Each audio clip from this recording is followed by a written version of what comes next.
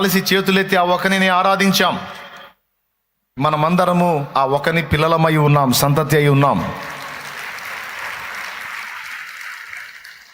దేవుడు మనల్ని ఆశీర్వదించాలనుకున్నప్పుడు, దేవుడు మనల్ని వర్ధిల్ల చేయాలనుకున్నప్పుడు, దేవుడు మనల్ని బట్టి సంతోషపడాలనుకున్నప్పుడు, దేవుడు మనకు రెండంతలుగా మేలు చేయాలనుకున్నప్పుడు, దేవుడు ముందు మనలో అవరోధంగా ఉన్న దుర్లక్షణాలు ఏమిటో, అవలక్షణాలు ఏంటో వెతుక్కుంటాడు.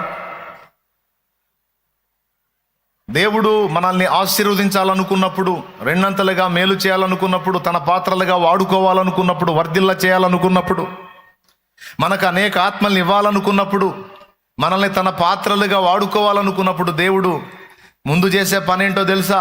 శుద్ధీకరణ. ఆయన పరిశుద్ధపరచుకుంటాడు, పవిత్రపరచుకుంటాడు. మీరైనా అంతే.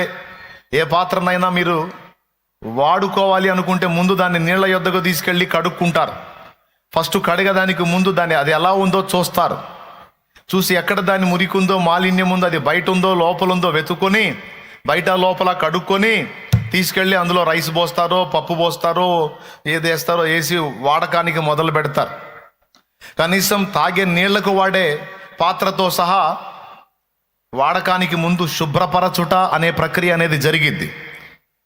అలాగే దేవుడిని దగ్గరకు వచ్చి మనం, దేవా నన్ను దీవించు, దేవా నన్ను ఆశీర్వదించు, దేవా నాకు రెండంతల మేలు చెయ్యి, దేవా నేను ఈ విధంగా ఉన్నాను, దేవా నేను ఆ విధంగా ఉన్నాను, దేవా నేను ఈ శ్రమలో. ఓకే, తప్పులేదు, నువ్వు దేవుణ్ణి అడగాలి. ఎందుకంటే ఆయనే చెప్పాడు. యాకోబు రాసిన పత్రిక 5వ అధ్యాయము 13వ వచనం నుంచి కిందికి చదివితే, మీలో ఎవరికైనాను సంతోషము కలిగిన అతడు కీర్తన పాడవలెను, మీలో ఎవరికైనాను శ్రమ సంభవించినా అతడు ప్రార్థన చెయ్యవలెను అని. Praise the Lord. మనం దేవుని పాదాల దగ్గరికి రావచ్చు. శ్రమను బట్టి, సమస్యను బట్టి, బాధను బట్టి, వేదనను బట్టి, లేమిని బట్టి, కొదువను బట్టి, కొరతను బట్టి, రోగాన్ని బట్టి, అప్పును బట్టి, ఆత్మీయ ఇబ్బందులను బట్టి, భౌతిక ఇబ్బందులను బట్టి దేవుని వద్దకు రావచ్చు, దేవునికి మొర్ర పెట్టవచ్చు. దేవునికి స్తోత్రం చెప్పండి ఒకసారి గట్టిగా, ఇంకోసారి చెప్పండి. తప్పులేదు, మొర్ర పెట్టవచ్చు దేవుని పాదాల దగ్గరికి. కాకపోతే ఇంకెక్కడికి పోతాం? మన ఆర్తధ్వని విని మన హృదయ స్థితిగతులు నెరిగి మనకు సహాయం ఇచ్చే కనికర సంపన్నుడు దేవుడే. కనుక దేవుని దగ్గరికి రావటం, దేవునికి మొర్ర పెట్టడం ఎంత మాత్రం తప్పు కాదు. కానీ దేవుడు తన కార్యాలు మన విషయంలో చేయబూనుకున్నప్పుడు అత్యవసరంగా దేవుడు ఒక పని చేస్తాడు. దాని పేరే శుద్ధీకరణ. ఏమిటది? శుద్ధీకరణ. పరిశుద్ధపరచుకుంటాడు. మలిన పాత్రలను ఆ మాలిన్యంతోనే వాడుకోడు. దీనికి మీకు చక్కని తార్కాణం కావాలంటే, యెషయాని దేవుడు పిలవడానికి ముందు యెషయాని పవిత్రపరిచినట్టు యెషయా గ్రంథము 6వ అధ్యాయంలో రాయబడి ఉంది. యెషయా గ్రంథం 6వ అధ్యాయం 1వ వచనం నుంచి చూస్తే, అత్యున్నత సింహాసనమందు ఆసీనుడై ఉన్న ప్రభువుని యెషయా దర్శనమందు తేటగా చూశాడు. దేవుని ప్రత్యక్షత యెషయాకు కలిగింది. ఆయన అత్యున్నత సింహాసనం మీద ఆసీనుడై ఉన్నాడు. దేవాలయం మీద ఆ దర్శనం కనపడుతుంది. ఆయన అంగి అంచులు ఎలా ఉన్నాయంటే దేవాలయాన్ని కప్పేసినాయి, అంత భారీగా ఉన్నాడు. అలాంటి స్థితిలో ఆ దర్శనం చూశాడు. అసలు ఈ దర్శనం నాకు ఎందుకు కలిగించాడు దేవుడు అని, అసలు ఈ దర్శనం ఎందుకు వచ్చింది అని ఆలోచించలా. దర్శనం ఎప్పుడైతే కలిగిందో, దేవుని ప్రత్యక్షత ఎప్పుడైతే కలిగిందో, అప్పుడు వెంటనే యెషయాలో నుండి ఒక ఆర్తధ్వని బయలుదేరింది. ఏమన్నా తెలుసా? అయ్యో అయ్యో, నేను అపవిత్రమైన పెదవులు కలవాడను అని ఎలుగెత్తి కేకేశాడు. చూడండి ఏమన్నాడో, అయ్యో నేను నశించి తిని, రాజును సైన్యములకు అధిపతియునగు యెహోవాను నేను కన్నులారా చూచితిని అనుకుంటుని. ఈ రెండు మాటలు అనడానికి ముందు ఏమన్నాడు? అయ్యో నేను అపవిత్రుడను, అపవిత్రమైన పెదవులు కలవాడను అని తనలోనికి తాను చూసుకున్నాడు. అసలు ఎందుకు కనపడ్డాడు దేవుడు యెషయాకి? అసలు ఎందుకు ఆ ప్రత్యక్షతనిచ్చాడంటే, యెషయాని దేవుడు వాడుకోవాలనుకున్నాడు. ఈ యెషయాని దేవుడు ఒక పనికి పంపాలనుకున్నాడు. ఆ పనికి వెళ్ళడానికి ముందు యెషయాని దేవుడు శుద్ధీకరించుకుంటున్నాడు. దేవునికి స్తోత్రం కలుగునుగాక. పెద్దగా చెప్పండి. ఆ శుద్ధీకరణలో భాగమే దర్శనం కలిగింది. ఆ దర్శనం కలిగినప్పుడు అతడు తన వాస్తవికతను గుర్తించాడు. తను దేవుని ప్రవక్త, కానీ తనలో అపవిత్రత ఉంది. దాన్ని అట్లా పెట్టుకొని దేవుని పని చేస్తున్నాడు. ఎప్పుడైతే దేవుని సాక్షాత్కారం కలిగిందో అప్పుడు తన అపవిత్రత తేటగా తనకు అర్థమైపోయింది. ఇది నేను కలిగి ఉంటే వేషధారిని కదా, అయ్యో అయ్యో అని చెప్పి మొత్తుకున్నాడు. వెంటనే దూత నిప్పుల కుంపటిలో నుండి, దూపార్తిలో ఉన్న నిప్పుల కుంపటిలో నుంచి కారుతో తీసిన నిప్పును చేత పట్టుకొని ఆయన యొద్దకు ఎగిరి వచ్చి ఆ నిప్పుని యెషయా నోటికి తగిలించి, ఇది నీ పెదవులకు తగిలేను గనుక నీ పాపమునకు ప్రాయశ్చిత్తమాయను, నీ దోషము తొలగిపోయెను అనెను. స్తోత్రం చెప్పండి. అంటే ఏమర్థమైంది మీకు?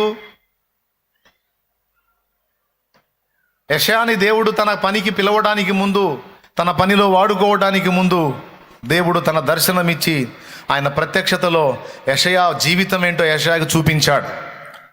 అప్పుడు యెషయా తన వాస్తవికతను గుర్తుపట్టాడు, తన అపవిత్రతను గుర్తుపట్టాడు. దాని గురించి దేవునికి ఎలుగెత్తి మొర్రపెట్టాడు. ఆ తరువాత దేవుడు నిప్పును తీసుకొచ్చి పెదవులకు తగిలించి శుద్ధీకరణ జరిగింది అని చెప్పిన తరువాత మీరు 8వ వచనం చూడగలిగితే, మా నిమిత్తము ఎవడు పోవును, చూడండి, నేను ఎవని పంపేదను, మా నిమిత్తము ఎవడు పోవునని ప్రభువు సెలవీయగా వింటిని. అంతటా నేను చిత్తగించుము, నేనున్నాను, నన్ను పంపుమనగా దేవుడు ఆయన పంపాడు. దేవునికి స్తోత్రం. చూడండి, యెషయాని దేవుడు తన పనికి పంపటానికి ముందు ఏం జరిగింది? యెషయాకు దర్శనం కలిగింది. దర్శనం కలిగిన తర్వాత ఏం జరిగింది? శుద్ధీకరణ జరిగింది. నంబర్ 1 దర్శనం, నంబర్ 2 శుద్ధీకరణ, నంబర్ 3 దేవుని పాత్రగా వాడబడే ధన్యకరమైన జీవితానుభవం. చాలా సున్నితంగా కొడుతున్నారు, జాగ్రత్త, దెబ్బలు తగులుతాయి.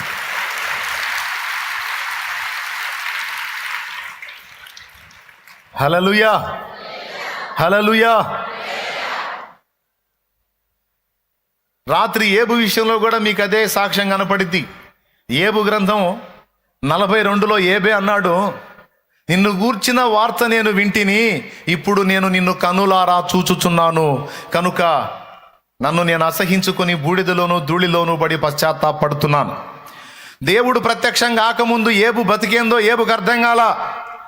ఏబు అన్ని విషయాల్లో నేను పర్ఫెక్ట్గా ఉన్నాను అనుకున్నాడు, కానీ తన జీవితంలో తన హృదయం మంటిని హత్తుకుందని ఏబుకు అర్థం కాల. దేవుడు అన్యాయం చేశాడు, దేవుడు నాకు ద్రోహం చేశాడని ఫీల్ అయ్యాడు. తర్వాత దేవుడు దర్శించిన తర్వాత, నీవు చేసినవన్నీ, నీవు సమస్తము చేయగలవాడవనియు, నీవు చేసినదేదియో నిష్ఫలము కానేరదనియో నేను తెలుసుకున్నాను. నిన్ను గూర్చిన వార్త నేను వింటిని, ఇప్పుడు నిన్ను కన్నులారా చూచుచున్నాను. ఇదిగో కావున నేను ధూళిలోను బూడిదలోను పడి పశ్చాత్తాపడుతున్నాను అన్న తర్వాత, ఆ శుద్ధీకరణ జరిగిన తర్వాత, ఆ దిద్దుబాటు జరిగిన తర్వాత ఏబుని దేవుడు 2 ఆశీర్వదించాడు అని రాసుంది.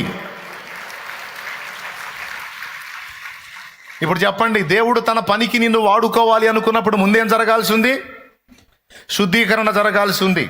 దేవుడు 2 నిన్ను నన్ను దీవించాలనుకున్నప్పుడు ఏం జరగాల్సి ఉంది? పెద్దగా చెప్పండి. శుద్ధీకరణ. ఎవరికి శుద్ధీకరణ? దేవుడిగా మనకే శుద్ధీకరణ జరగవలసి ఉంది. అపోస్తలులను కూడా దేవుడు తన పరిచర్యకు పంపగోరినప్పుడు, సువార్త ప్రకటించడానికి దేవుడు పంపగోరినప్పుడు వారిని కనిపెట్టి ప్రార్థించమన్నాడు. ఎందుకంటే వారి మీదకి అగ్ని అభిషేకం రావాలి. ఎందుకంటే ఆ అగ్ని చేత వారు శుద్ధీకరణ పొందాలి. దేవునికి స్తోత్రం కలుగును గాక. దేవుడు వాడుకోవాలంటే శుద్ధీకరణ అవసరం. దేవుడు ఆశీర్వదించాలంటే శుద్ధీకరణ అవసరం. దేవుడు మనకు తోడై ఉండి మన పక్షమున కార్యములు నెరవేర్చాలంటే శుద్ధీకరణ అవసరం. ఈరోజు ఒక పాయింట్లో మనల్ని దేవుడు శుద్ధి చేయాలనుకుంటున్నాడు. ఇలా అనుకుంటున్నాడంటే నెక్స్ట్ ఏం చేయబోతున్నాడు ఆలోచించండి. దేవుడు మనల్ని 2 ఆశీర్వదించబోతుండొచ్చు, లేదా దేవుడు మనల్ని ఆయన పాత్రలుగా చేసి వాడుకుంటుండొచ్చు, లేదా దేవుడు మనం ఊహించినటువంటి కార్యాలను మన జీవితంలో జరిగించబోతూ ఉండొచ్చు. మొత్తానికి దేవుడు మన విషయంలో ఏదైనా కార్యం చేయబూనుకున్నప్పుడు ఆయన ముందు మనల్ని దర్శిస్తాడు తన వాక్కు చేత. తరువాత మనల్ని శుద్ధి చేసి ఆ తరువాత మనకు చేయాలనుకున్న ఆ ఆశీర్వాదకరమైన విషయాలన్నిటినీ జరిగిస్తాడు. దీన్ని మీకు సింపుల్గా అర్థం కావడానికి, నువ్వు ఏదైనా పాత్రను వాడుకోవాలనుకున్నప్పుడు ముందు దాన్ని కడుక్కుంటావు అని చెప్పాను కదా, అలాగే పరిశుద్ధాత్మ మనలో నివాసం ఉండటానికి ముందు బాప్తిస్మం ద్వారా మనల్ని కడుక్కుంటాడు. బాప్తిస్మం ఎందుకు? పరిశుద్ధపరచబడుట కొరకు, క్రీస్తు రక్తంలో పాపములు కడగబడ్డ కొరకు, క్షమాపణ పొందుట కొరకు బాప్తిస్మం. ఈ బాప్తిస్మం ద్వారా పరిశుద్ధపరచబడిన వ్యక్తులలోనికి పరిశుద్ధాత్మ ప్రవేశిస్తాడు. అందుకే మారు మనసు పొంది పాప క్షమాపణ నిమిత్తమై బాప్తిస్మం పొంది దేవునికి తలుపులు తెరవండి అని పిలిచేది. కొంతమంది తలుపులు తెరిచారు, ప్రభు వారిలోనికి వచ్చాడు. కొంతమంది ఇంకా తలుపులు తెరవలా. చూద్దాంలే, తర్వాత చూద్దాంలే, రేపు చూద్దాంలే, మాపు చూద్దాంలే అని ఆయన బయట పెట్టారు. ఇంకెంతకాలం బయట నిలబెడతావు, నువ్వే ఆలోచించుకో. లేదా మారు మనసు పొంది తలుపులు తీస్తేవా ఆయన నీలోనికి, నీ జీవితంలోకి వస్తాడు. నీ బ్రతుకు ఒక మలుపు తీసుకుంటుంది. ఆయన నీలోనికి రావడానికి ముందు శుద్ధీకరణ జరగాల్సి ఉంది. నీ పాపములు ఒప్పుకొని మారు మనసు పొంది రక్షణ పొందాల్సి ఉంది. ఇది నీకు అర్థమైతే నిన్ను ఆపడం ఎవరి తరం కాదు, బాప్తీసం పొందకుండా. అర్థం కాకపోతే చేయగలిగింది ఏమి లేదు. అర్థం అయినా షో చేస్తే దానికి నేను ఉత్తరవాదిని కాదు. దేవునికి స్తోత్రం. ఇప్పుడైతే మీకు ఒక పాయింట్ అర్థమైంది. దేవుడు మన ఎడల తన సంకల్పాలు నెరవేర్చాలనుకున్నప్పుడు దేవుడు ముందు మనల్ని వాక్కు చేత దర్శించి మనల్ని శుద్ధీకరిస్తాడు అనేది. దానికి ఇంకా బోల్డ్ అన్ని నిరూపణలు ఉన్నాయి బైబిల్లో, అలా చేస్తాడు అని. మెట్టుకు కొన్ని చూపించాను మీకు నేను, చాలు సరిపోయింది. ఇక ఇప్పుడు ఈ వేషధారణ అనే పాపాన్ని గురించి మాట్లాడదాం మనం. దీని విషయంలో పరిశుద్ధాత్మ దేవుడు ఎంత తీవ్రంగా స్పందించాడంటే ఏకదం వాళ్ళ ప్రాణాలనే తీసేశాడు. యేసు ప్రభు ఈ వేషధారణ కలిగి ఉన్నటువంటి వ్యక్తుల గురించి ఎంత బాధపడ్డాడంటే దాదాపు 7 సార్లు అయినా అయ్యో అయ్యో అయ్యో అయ్యో అయ్యో అయ్యో అయ్యో అని విలపించాడు. అంటే వేషధారణ అనేది నచ్చదాయనికి, అంత అసహ్యం. మరి ఇప్పుడు మనం అసహ్యులం కాకుండా ఆయనకి ఇష్టమైన వారముగా కనబడాలి అంటే వేషధారణ జీవితాన్ని విసర్జించాలి. ఏ జీవితాన్ని విసర్జించాలి? వేషధారణ జీవితాన్ని విసర్జించాలి. వేషధారణ అంటే ఏంటో మనకు తెలియందా? వేషధారణ అంటే ఏమన్నా నిర్వచించాలా? దాదాపు తెలుసా? కరుణామయుడు మూవీ ఎంతమంది చూశారు? కరుణామయుడు సినిమా పెద్దగా చెప్పండి. అందులో యేసు ప్రభు పాత్రధారి పేరేంటో? విజయ్ చందర్. పేకాట పాపమా కాదా? జోదం వ్యసనమా కాదా? దాన్ని దేవుడు ఇష్టపడతాడా? మీకు తెలుసా? పేకాట ఆడి డబ్బులు సంపాదించి ఆ సినిమా తీశానని చెప్పాడు. ఇంట్రెస్ట్ ఉంటే టీవీలో ఆయన ఇంటర్వ్యూ ఉంది, వినండి. ఎంతమంది విన్నారో ఒకసారి గుర్తు చెప్తారా? నేను విన్నాననే వాస్తవం అన్నోళ్ళు చేతులు ఎత్తండి. కరుణామయుడు పాత్రధారిగా మన గనపడి ఇలా దీనంగా, అమ్మలారా నా కోసం ఏడవకండి, మీకోసం మీ పిల్లల కోసం ఏడవండి అని డైలాగ్ చెప్పాడు. ఆ డైలాగ్ చెప్పిన విజయ్ చందర్ ఈ చేతిని ఎట్లా పెట్టాడు, ఇలా ఇలా పెట్టాడు కదా, ఈ పేకాట ఆడిన చేతులు. ఎప్పుడో కదా అప్పుడే ఫ్రెష్గా ఆడొచ్చాడు. కావాలంటే అడిగి మీరు అది సెర్చ్ చేసి చూసుకోండి, దొరుకుతుంది. మైండ్ పోయింది ఆయన సాక్ష్యం, ఆయన చెప్పిన మాటలు వింటే. అంటే అది కూడా ఎక్కడ పోయి ఆడుంటాడు?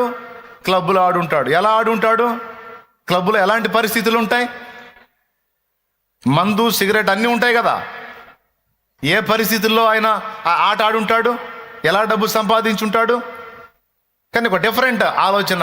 క్రిస్టియన్స్ కూడా మన దానిలో చాలామంది ఉన్నారు కనుక ఒక మూవీ తీద్దామని అనుకున్నాడు, తీశాడు, వర్కౌట్ అయింది. కానీ ఆ పాత్రధారి జీవితం ఆ వేషం వేసుకున్నంతసేపే. తర్వాత ఆయన వెళ్ళి చేసిన పనులేంటి? ఓకే రైట్, అవసరం లేదు, చాలు. వాళ్ళకి తెలియదంటరా.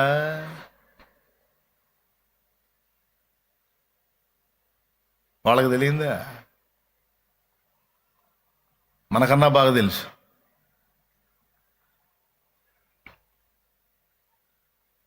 ఆయన యేసు ప్రభు పాత్ర వేసినప్పుడు నిజంగా ఆయన క్రియలలో కూడా యేసు ప్రభు లాగున్నాడా? లేడు. పూర్తిగా ఆయన భయంకరమైన లోకస్తుడు. కానీ గెటప్ వేసుకున్నప్పుడు మాత్రం ఆయన యేసు ప్రభు లాగా నటించాడు. నటన జీవితం.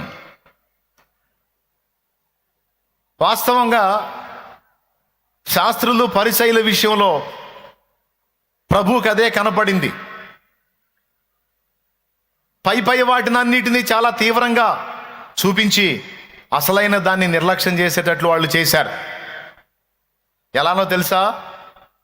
యేసు ప్రభువే చెప్పాడు సూపర్ ఎగ్జాంపుల్లో, మీరు పల్లెమును గిన్నెయు వెలపట కడుగుదురు గాని లోపల సమస్త అపవిత్రతతో నిండి ఉంటది, మీరు లోపట కడగరు.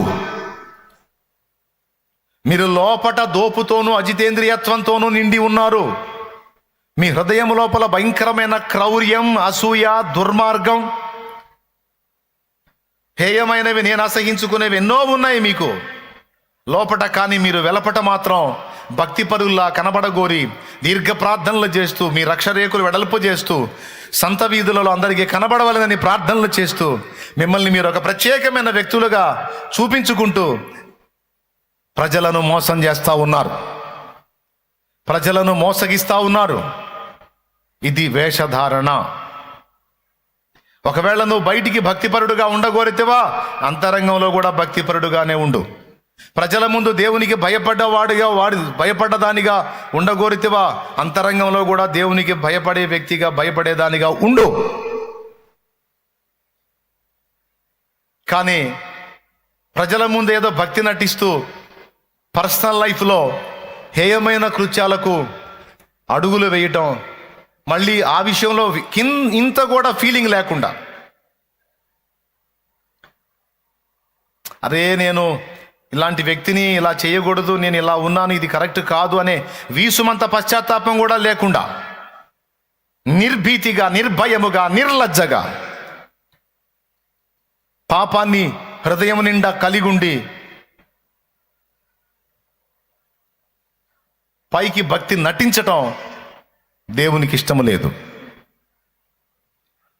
కొంతమంది ఉంటారు, కనీసం ఫీల్ అవుతుంటారు, అయ్యో నేను దేవుని ఎదుట యుక్తమైన రీతిలో లేను, నేను దేవుని ఎదుట క్రమమైన రీతిలో లేను అని తమ పర్సనల్ లైఫ్లో జరిగిన తొట్టుబాట్లను బట్టి బాహాటంగా కూడా కొంతమంది ఎక్స్పోజ్ అవడానికి ఇష్టపడరు, తమను తాము మరుగు చేసుకోవడానికి ఇష్టపడతారు. కానీ కొంతమంది అలా కాదు. ఈ శాస్త్రులు పరిసయ్యులు అలా కాదు. దేవునికి నచ్చని హృదయాంతరంగ స్వభావాన్ని కలిగి ఉండి దేవ భక్తులమని తమను తాము ఎక్స్పోజ్ చేసుకునే పరిస్థితుల్లో వీళ్ళున్నారు. దీన్ని వేషధారణగా దేవుడు గుర్తించాడు. మీరు సున్నము కొట్టిన సమాధులు వెలపట అవి చాలా అందంగా శృంగారించబడి ఉంటాయి, కానీ లోపల సమస్త కల్మషంతోనూ దుర్గంధంతోనూ నిండి ఉంటాయి. సమాధుల లోపల ఏముంటాయి నీకు తెలుసు, కానీ బయట ఎంత అద్భుతంగా ఉంటుంది అది. సమాధిని ఎంత అద్భుతంగా డెకరేట్ చేస్తారు, వాళ్ళ ప్రేమను బట్టి ఎంత అందంగా అలంకరిస్తారు, వాళ్ళ ప్రేమను బట్టి. కానీ దాని లోపల ఉంది మాంసము, కుళ్ళిపోయిన మాంసం, ఎముకలు, దుర్గంధం, అసహ్యకరమైనటువంటి దేహస్థితి. ఇక్కడ దేవుడు మాట్లాడుతున్న మాటల్ని స్పష్టంగా గ్రహించండి ప్రియులారా. భక్తిని నటించొద్దు. నిజంగా నువ్వు అంతరంగంలో భక్తి కలిగి ఉంటే బయటికి భక్తిపరుడిగా, భక్తిపరాలు కనపడితే సంతోషం. కానీ అంతరంగంలో దేవుని భయం లేకుండా, నిజంగా భక్తి లేకుండా బయటికి భక్తిపరులాగా కనపడటానికి, కనపరుచుకోవటానికి ప్రయత్నం చేయొద్దు. దాన్ని దేవుడు పట్టుకుంటాడు, దేవుడు ఒప్పుకోడు. అననీయ, సప్పీరా అలా పనిచేశారు. అపోస్తలులంతా ఒక కుటుంబాన్ని కట్టినట్టు సంఘాన్ని కట్టారు. అప్పట్లో సంఘం మండుతుంది. ఎంత బాగా సమర్పణలోకి వచ్చారంటే విశ్వాసులందరూ తమకు కలిగిన చర స్థిరాస్తులను అమ్మి ఆ సొమ్మును తీసుకొచ్చి అపోస్తలుల పాదాల దగ్గర పెట్టారు. ఎందుకో తెలుసా? మనలో బీద ధనిక అనే భేదాలు ఉండకూడదు. అందరము సమష్టిగా ఉండాలి, సమానంగా ఉండాలి. నిజంగా ఇక్కడ కూర్చున్న మనం అందరం మన సొమ్మంతా తెచ్చి అలాగ అందరం సమానంగా పంచుకుంటే ఎంత బాగుంటుంది. స్తోత్రం. ఆ మాట ఈ వారం నేను చెప్పానంటే నెక్స్ట్ వీక్ చాలామంది కనపడకపోవచ్చు. మీకున్న ఆస్తులన్నీ అమ్మి తీసుకొని రండి, లేని వాళ్ళకి పంచుదాం. మన సంఘంలో ఉన్న బిడ్డలందరూ సమానంగా ఉంటారు. ఇక ధనిక బీద అనే తేడా ఉండదు. మనమందరం ఒకటే ఫ్యామిలీ కనుక మన కుటుంబంలో మన కలిగి ఉన్నదాన్ని మన తోటి వారితో సమానంగా పంచుకుందామని నేను పిలుపునిస్తే చాలామంది మళ్ళా కనపడకపోవచ్చు, అనుమానం లేదు అందులో. కొంతమంది అయితే కొత్త వాళ్ళు కూడా యాడ్ కావచ్చు. ఎందుకో తెలుసా, ఉన్నోళ్ళ సొమ్మంతా తీసుకొచ్చి శాలెమందా లేని వాళ్ళకి పంచుతున్నా, నాకు అసలు ఏం లేదని వచ్చి కూర్చుంటాను. దేవునికి స్తోత్రం కలుగును గాక. అర్థమైందని నేను చెప్పింది. కానీ ఆల్రెడీ నేను చేస్తున్న పని ఏమిటో తెలుసా, మీకు కలిగిన దానిలో నుండి తీసుకొచ్చినది దేవుడు ఇచ్చిన కృప మేరకు నా చేతికి వచ్చిన దానిలో ఎవరి అక్కర కొలది వారికి తగిన విధంగా దేవుడు అందించిన స్థాయిలో కొంతైనా తిరిగి పంచడానికి, తిరిగి ప్రజల్లోకి దాన్ని తీసుకెళ్ళడానికి, తిరిగి మీకే పెట్టడానికి, తిరిగి మీ అవసరాలకే దాన్ని వాడటానికి జాగ్రత్త పడుతున్నా. దేవునికి స్తోత్రం కలుగును గాక. హల్లెలూయా. జాగ్రత్తలు తీసుకుంటున్నా. ఎందుకంటే అపోస్తలిక అనుభవంలో కొంతైనా జరగాలన్న ఆశ. వాళ్ళు 80% చేస్తే కనీసం 10-20% మనం చేయాలి అనే ఆశతో ఆ పని చేస్తూ ఉన్నాను. అది మీకు కూడా తెలుసు. అందరూ తీసుకొచ్చి వాళ్ళ కలిగిన చర స్థిరాస్తులు అమ్మి ఆ సొమ్మును తెచ్చి అపోస్తలుల పాదాల దగ్గర పెడతా ఉన్నారు. ఆ సంఘంలో అననీయ సఫీరాలు కూడా సభ్యులు, వైఫ్ అండ్ హస్బెండ్, భార్యాభర్త ఇద్దరు. వాళ్ళు పొలం అమ్మారు. ఏదో వచ్చింది డబ్బు, ₹1,00,000 వచ్చింది అనుకోండి. భార్యాభర్త ఇద్దరు మాట్లాడుకున్నారు. గుంపులో మనం కూడా కలిసి ఉన్నాం, సంఘంలో మనం సభ్యులమై ఉన్నాం. మరి అపోస్తలులేమో మనలో బీద ధనిక ఉండకూడదు, మీకు కలిగింది తీసుకొని రండి, అంతా సమకూర్చి అందరికీ సమానంగా పంచుదాం. అప్పుడు మనలో ధనిక బీద అనే తేడా ఉండదు. ధనవంతులు తమ సొమ్ములో బీదలకు భాగం ఇచ్చినందున దేవుని ప్రేమను నెరవేర్చిన వారు అవుతారు బిడ్డలారా అని పిలుపునిచ్చారు. ఆ పిలుపుని ఆలకించి అందరూ తీసుకొచ్చి వాళ్ళ పాదాల దగ్గర పెట్టారు. ఈ భార్యాభర్త మీటింగ్ వేసుకున్నారు. మన సొమ్ము కూడా తీసుకెళ్ళి ఆడబెట్టామనుకో, ఇది మన తాత ముత్తాతల ఆస్తి, మన కష్టార్జితం. దీన్ని తీసుకెళ్ళి పరుల పాలు చేయటం ఏంటి వెరితనం? అసలు ఇట్లా పిలవటం ఏంటి? అసలు ఆయన అపోస్తలులు ఇలాంటి ఉపదేశాలు చేయటం ఏంటి? ఎవరు సొమ్ము ఎవరిస్తారు? ఏదో కొద్ది గొప్ప సాయం చేయమంటే చేస్తారు, కానీ ఆ మొత్తం అంతా తీసుకెళ్ళి అక్కడ పెడితే ఇప్పుడు ₹1,00,000 ఇచ్చాం. ఇదంతా ఇంకా ఎవరెవరు తెచ్చిందంతా కొప్పేసి అందరికి తలా ఒక 20,000 పంచితే 20,000 ఏ మూలకు వస్తాయి? 80,000 పోతాయిగా. ఏడిసినట్టుంది వీళ్ళ ఆలోచన. మరి సఫీరా చెప్పిందో లేకపోతే అననీయనే ఆలోచన చెప్పాడో తెలియదు. ఇద్దరైతే ఒక మాట మాట్లాడుకున్నారు. మనం పొలం అమ్మిన రేటు అపోస్తలులకి ఎటు తెలియదు, మనం పర్సనల్గా రహస్యంగా అమ్మేశాం. కాబట్టి ఇప్పుడు 1,00,000 వచ్చింది కదా, 1,00,000లో ఒక 50 దాచుకుందాం, ఒక 50 తీసుకెళ్ళి ఇద్దాం. అందులో ఎటుకుటి మనకు 20, 30, 40, 50 లేకపోతే అందరికి తీసుకొచ్చి కుప్పేస్తారు కనుక 1,00,000 వచ్చినా రావచ్చు. ఏ పని చేసినా ఏదన్నా లాభం ఉండేటట్టు చేయాలి, కానీ ఇదేంది ఇది ఉన్నాయని పోగొట్టుకునే పని. మనం ఏది చేసినా ఏముండాలి? లాభం ఉండాలి. భక్తి చేసినా కూడా లాభం ఉండాలి. అనవసరంగా ఏది చేయకూడదు. ఇప్పుడు ఒక 50, 40, 20 ఇచ్చామనుకో, అందరికి కొప్పేసినప్పుడు వస్తే మనకి 20 రావచ్చు, లేదా 40 రావచ్చు, 60 రావచ్చు, 80 రావచ్చు, 1,00,000 రావచ్చు, పైన రావచ్చు. అయితే మనం ఇయ్యలేదన్నట్టు కాకుండా మనం కూడా ఇచ్చామన్నట్టు చూపిద్దాం అని సూపర్ స్కెచ్ గీసుకున్నారు. ఇది ఎవరికి తెలియదు అనుకున్నారు, కానీ సంఘము నేలుతున్నవాడు పరిశుద్ధాత్మ, అపోస్తలుల మీద పని చేస్తున్నవాడు పరిశుద్ధాత్మ. ఆయనకు తెలీదు. దేవుని కంటిని మరుగు చేయగలమా? దేవుని మోసగించగలమా? అగ్ని వంటి నేత్రములు గలవాడా, గాధంలో కూడా చూడగలవాడా ఆయన. దేవా, నీ కనుల నుండి నేను ఎక్కడ తప్పించుకుంటాను? ఆకాశానికి ఎగిపోతే ఎక్కడున్నావు, పాతాళానికి దిగిపోతే ఎక్కడున్నావు నాయన, ఎక్కడ తప్పించుకోలేనని భక్తుడు అన్నట్టు ఆయన అగ్ని వంటి నేత్రాలను ఎక్కడ తప్పించుకుంటాం? ఆ సొమ్ము తీసుకొని వచ్చి అపోస్తలుల పాదాల దగ్గర పెట్టాడు, పేతురు పాదాల దగ్గర పెట్టాడు. అందరూ తమ సొమ్ము తీసుకొచ్చి పెడతా ఉన్నారు. ఎవరిని కదిలించలా, ఎవరిని బలకరించలా. పేతురు, అననీయ సొమ్ము తీసుకొచ్చి క్యూలో అలా పెట్టెళ్ళాడు. 2 అడుగులు వేశాడు, పిలిచాడు, అననీయ, నీ భూమి వెల ఇంతేనా? నీవు ఇంతకే అమ్మితివా? కొంత సొమ్ము దాచుకోలేదా? ఇలా దాచుకొని దేవుని మోసగించడానికి సాతాను ఎందుకు నీ హృదయమును ప్రేరేపించాడు?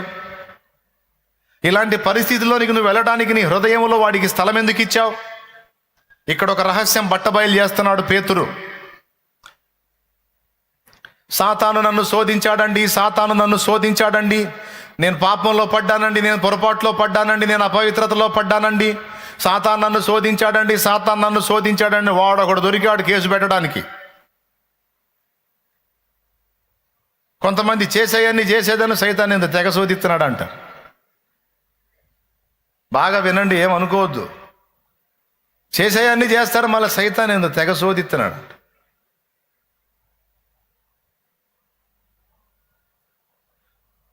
ఎలుకలు ఎక్కడ చేరతాయి? ఎక్కడ చెత్త ఉంటే అక్కడ చేరతాయి. పురుగులు ఎక్కడ చేరతాయి? ఎక్కడ కుళ్ళుంటే అక్కడ చేరతాయి. గద్దలు ఎక్కడ పోగవుతాయి? ఎక్కడ పీనుగుంటే అక్కడ పోగవుతాయి గద్దలు. గద్దలు పోగవద్దు అంటే పీనుగుని తీసేయాలి. పురుగులు చేరొద్దంటే కుళ్ళు తీసేయాలి. ఎలుకలు చేరొద్దంటే చెత్త తీసేయాలి. చెత్తని మన దగ్గరే పెట్టుకొని ఎలుకలారా పొండి యేసునామంలో అంటే ఎట్లా కుదురుతుంది? పోతామని ఇంకా 4 తీసుకొని వస్తాయి. అపవిత్రాత్మ ఒక మనుషుని వదిలిపెట్టి పోయిన తర్వాత నీరు లేని చోట్లెల్లా వెదకుచు దానికి విశ్రాంతి దొరకనందున నేను విడిచి వచ్చిన నా ఇంటికి తిరిగి వెళ్ళి చూచేదనుకొని అది వచ్చి ఆ ఇల్లు బాగుగా ఊడ్చి అమర్చి ఉండుట చూచి వెళ్ళి తనకంటే చెడ్డమైన మరి 7 దయ్యములను వెంటబెట్టుకొని వచ్చి ఆ ఇంట కాపురం ఉండును. ఆ మనుషుని మొదటి స్థితి కంటే కడపటి స్థితి బహు చెడ్డదగునని సాక్షాత్తు యేసు ప్రభువే మాట్లాడాడు. కొన్నిసార్లు చూపించాను ఆ వచనం మీకు. ప్రిల్లారా, ఎలుకలు పొండి, యేసునామంలో పొండి అంటే చెత్త మాది, చెత్త ఉన్నంత వరకు మేము బాగుంటాయి ఎలుకలు. సైతానుగాడికి మేకులు, సైతానుగాడి మేకులు మన ఇంట్లో ఎక్కడో చోట దిగ్గొట్టుకొని ఉంటాడు. గతంలో ఒక ఎగ్జాంపుల్ చెప్పాను నేను. ఒకడు ఇల్లు అమ్మాడు, చాలా తక్కువ ధరకు అమ్మాడు. ఇల్లు అమ్మేశాడండి. తక్కువ ధరకు వస్తుందని తపనగాడు ఒకడు కొన్నాడు. కొనేటప్పుడు, ఇల్లు అమ్మేటప్పుడు ఒక మాట చెప్పాడు, సార్ ఇల్లు మొత్తం మీదే, కానీ ఇదిగో ఈ మేకు చూడండి, ఈ మేకు మా ముత్తాత కొట్టిన మేకది. ఏ తాత? మా ముత్తాత కొట్టిన మేకు. ఆ మేకుని మా తాత కూడా తీయలేదు, మా ముత్తాత తీయలేదు, మా నాన్న తీయలేదు, నేను తీయలేదు. 4 తరాల నుంచి వస్తున్న మేకది. ఇల్లు మొత్తం అమ్ముతాగా నా మేకును మాత్రం అమ్మను నేను. ఆ మేకు నాది. కావాలంటే రూపాయి తగ్గించి ఇస్తాను అన్నాడు. సరేలేదు, మేకేం చేసుకుంటాడు వాడు? ఇల్లు తక్కువకు వస్తుంది కదా అని మేకును వదిలిపెట్టి ఇల్లును కొన్నాడు. అయిపోయింది. ఇక వీడు తడవుకు వచ్చి తలుపు కొడుతున్నాడు. తలుపు తీసేందిరా అంటే నా మేక అంటున్నాడు. ఇప్పుడు అర్థమైపోయింది ఇక మీకు వాడి గతి ఏందో. అరే ఇల్లు అమ్మినాక మళ్ళీ మేక అంటావేంద్రంటే మేకనా మళ్ళా నీకు నేను అంటాడు. అయితే తీసుకొని పోంటే భలేవాడివేనే. ఆ మేకు మా ముత్తాత కొట్టిందని మొదలు పెడతాడు మళ్ళీ పురాణం అంతా వీడు. ఆ మేకు మా ముత్తాత కొట్టాడు, ఆయన పీకలేదు. మా తాత మా నాన్న, నేను కూడా, నువ్వు కూడా ఆ మేకు పీకటానికి లేదు.